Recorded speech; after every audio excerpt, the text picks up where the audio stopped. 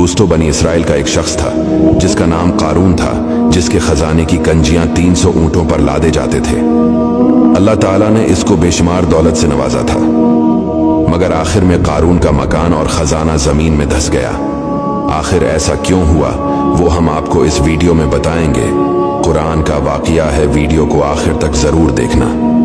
कारून का जिक्र अल्लाह ताला ने कुरान पाक में इस तरह फरमाया, बेशक कारून मूसा की कौम से था, फिर इसने इन पर ज्यादती की और हमने इसको इतने खजाने दिए जिनकी कंजियां एक जोरावर जमात पर भारी थी। कारून हजरत मूसा अलैहिस्सलाम के चच्चा यसहर का बेटा था। बहुत ही शकील और खूबसूरत आदमी था, इसीलिए लोग उसके हुस्न जमाल से मुतासिर होकर उसको मनूर कहा करते थे। इसके साथ साथ उसमें यह कमाल भी था कि वो बनी इसराइल में तौरात का बहुत बड़ा आलिम और वो बहुत ही मिलनसार और बाअखलाक इंसान था, और लोग उसका बहुत ही अदबू एहतराम करते थे। लेकिन बेशुमार दौलत उसके हाथ में आते ही उसके हालात में एकदम तगय्युर पैदा हो गया और हजरत मूसा अलैहिस्सलाम का बहुत बड़ा दुश्मन हो गया और एला दर्जे का मुतकब्बिर और मगरूर हो गया। जब ज़कात का हुक्म नाजिल हुआ तो उसने हजरत मूसा अलैहिस्सलाम के रूबरू ये अहद किया कि वो अपने तमाम मालों में से 1000वां हिस्सा ज़कात निकालेगा।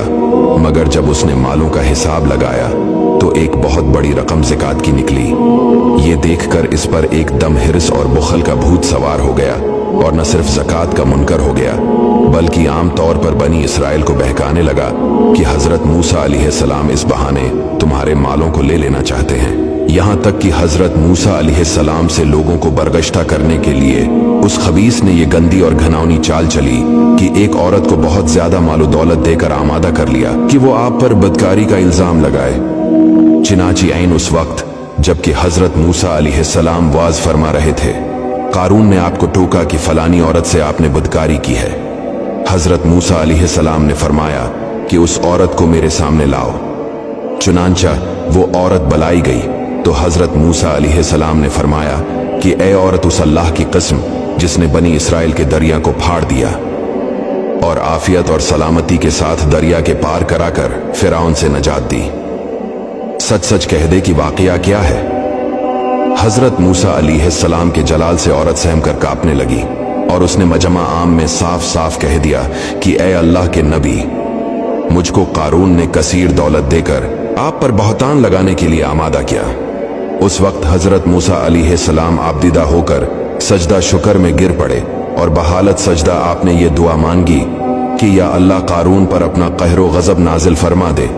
फिर आपने मजमा से फरमाया कि जो कारून का साथी हो वो कारून के साथ ठहरा रहे और जो मेरा साथी हो वो कारून से जदा हो जाए। चिनाचे दो खबीसों के सिवा तमाम बनी इसराइल कारून से अलग हो गए।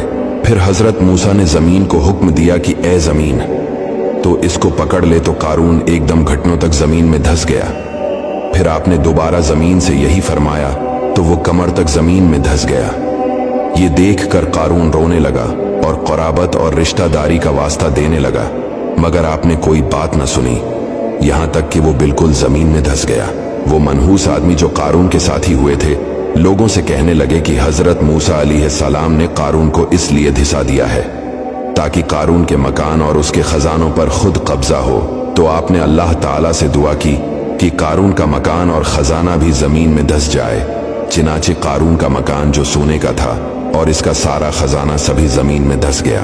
ये इबरतनाक वाक़िया हमें यह दर्स हदायत देता है कि अगर अल्लाह ताला मालो दौलत अता फरमाए तो इस फर्ज को लाजिम जाने कि अपने अमवाल की ज़कात अदा करता रहे और हरगिज अपने मालो दौलत पर गुरूर और घमंड न करे, क्योंकि अल्लाह ताला ही दौलत देता है और जब वो चाहता है पल भर में दौलत छीन भी लेता है।